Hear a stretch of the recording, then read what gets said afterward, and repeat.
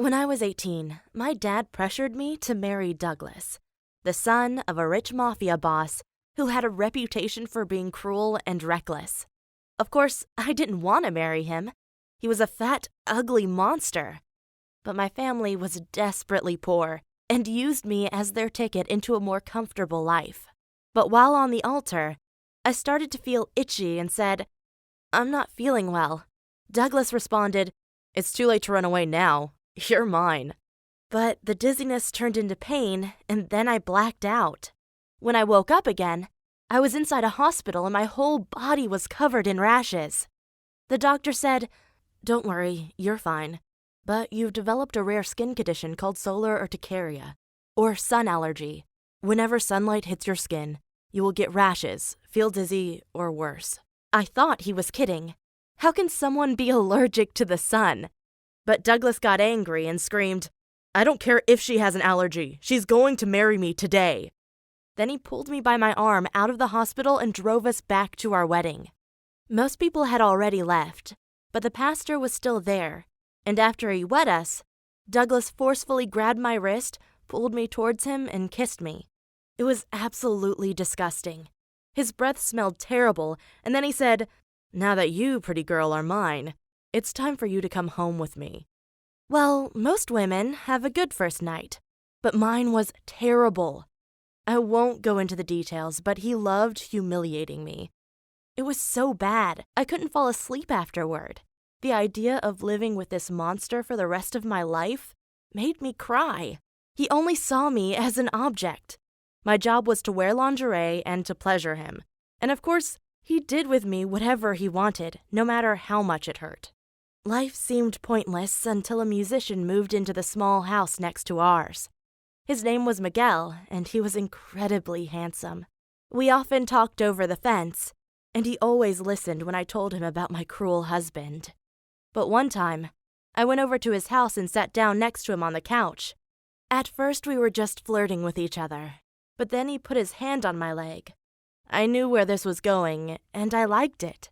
Then he pushed me back, took his shirt off, and showed me his muscular body. Wow, I had never been more aroused. He went on top of me, put his hands around my throat, and pushed me deeper into the couch. I knew he had complete power over me, but I wasn't scared. This was what I had always wanted, a guy who was both gentle and rough. Our affair went on for months, with Miguel often coming over to my house to see me. But one time while we were making out, my husband got home early. Miguel decided to hide under the bed, and when my husband came into the room, he said, "There's my pretty little girl. Oh, we're gonna have some fun today." He put his sausage hands on my body and kissed me. It was as disgusting as always, but I was already used to it. Next, he put a small mirror into the window and reflected the afternoon sun onto our bed. He always did that, because he loved seeing the pain in my face while the sun burned a rash into my chest. At one point, I screamed out of pain, and that's when Miguel had enough. He came up from under the bed, pulled my husband by his hair, and smashed him to the ground. Then Miguel tied him up with a rope. It was the same rope my husband had often used to tie my hands and feet to the bed. Miguel said, "I'm sorry, but I can't let that pig treat you like that. You are such a beautiful girl, and you deserve better than him." I responded, "But he is my husband, and now he's going to punish me worse than ever before." Miguel said, "Don't worry, let's just run away together." Well, I had no other option, so we took the train to New Orleans and started all over. It wasn't a luxurious life, but I was happy, because whenever Miguel came home from work, he'd pull me out of the kitchen and toss me onto the bed. Get on top of me, he'd kiss me, he'd bite me, and yes, that's what I wanted. I wanted to ache, I wanted to suffer. I wanted to forget myself. Maybe those were the best times of my life. Miguel and I even decided to get married and have a kid, but right while I was pregnant, Miguel let his sister move in with us. She was pregnant too, and for some reason she hated me. I didn't understand why, until one night, she stormed into our bedroom and screamed at Miguel, "I've had enough. I won't let you treat me like a second-class wife anymore.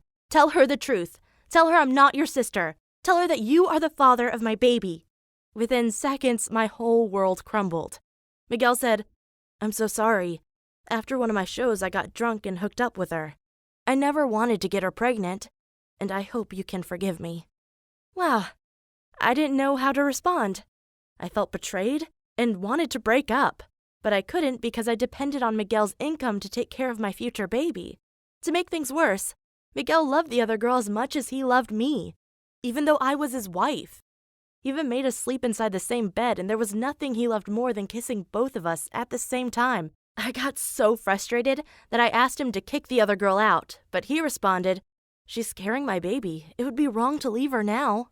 Well, that was convenient for him to say, because he loved having 2 women in his life. However, then I gave birth to my child. She was a beautiful girl, but suffered from a rare birth defect. The doctor said she was profoundly mentally handicapped and would never learn to speak or even walk. Of course, I still loved her, even though Miguel didn't feel the same way, because when I came back home from the hospital, I found an empty apartment. My husband had decided to run away with his new girlfriend. All he had left me was a small letter that read, "I'm sorry how all this ended, but I decided to start all over again. I wish you and our daughter the best." I won't lie, I almost had a mental breakdown. How was I supposed to take care of my daughter without a job? I figured I couldn't, so I gave her one last kiss and left her at an orphanage. Afterward, I called my dad. He was happy to hear I was alive, but told me that he had married my little sister to my ex-husband, Douglas. I was shocked. My sister was only 19, and Douglas was probably punishing her for me running away. That's why I immediately went back to my hometown and arranged a secret meeting with my little sister. When we met, I saw bruises and marks all over her body. She looked as if she'd been through hell. I asked, "How long have you been married to him?" And she responded, "For almost 2 years. Dad married me to him on my 18th birthday." And then my sister fell on her knees and begged me, "Please help me. I can't take it anymore. All I want to do is die." I knew I had to come up with a plan to get rid of Douglas once and for all, so I chose poison. It took me a few weeks to find the right recipe and ingredients, but according to my sources, whoever drank this potion would be dead within 2 minutes. Then I went to Douglas's office, smashed the window, and climbed inside. He had a bottle of rum standing on his desk, so I poured the poison in there. And to make sure no one got suspicious, I stole a few things to make it look like a burglary. 2 days later, it happened. Douglas drank from the bottle of rum I had poisoned. However, one of his mistresses also took a sip, and both were brought to the hospital. Luckily, his mistress survived, but so did Douglas. And after he recovered, he went home and accused my sister of poisoning him. Of course, she denied everything, but he did such horrible things to her that after days of pain, she said, "Okay, maybe it was my sister. I recently saw her back with my parents." After her confession, Douglas drove right to my parents' apartment, kicked in the door, and came inside. I was sitting on the couch when our eyes met. I knew he wanted to end my life. I knew I should have run into the kitchen and grabbed a knife to defend myself, but I was too scared and just froze, completely unable to move. Then he came to me, pulled me up by my hair, and said, "First you're gonna suffer, and then you're gonna die." He dragged me by my hair towards the door when I heard a doing sound, and Douglas broke down. I turned around and saw my 68-year-old dad holding a pan in his hand. He had knocked him out and said, "Enough of this bastard. I'll take care of him now." And then he dragged Douglas to his car, put him into the trunk, and drove away. No one ever saw him again. But this story isn't over yet. My sister inherited Douglas's money and houses. I assumed she would share some of it with our parents and me.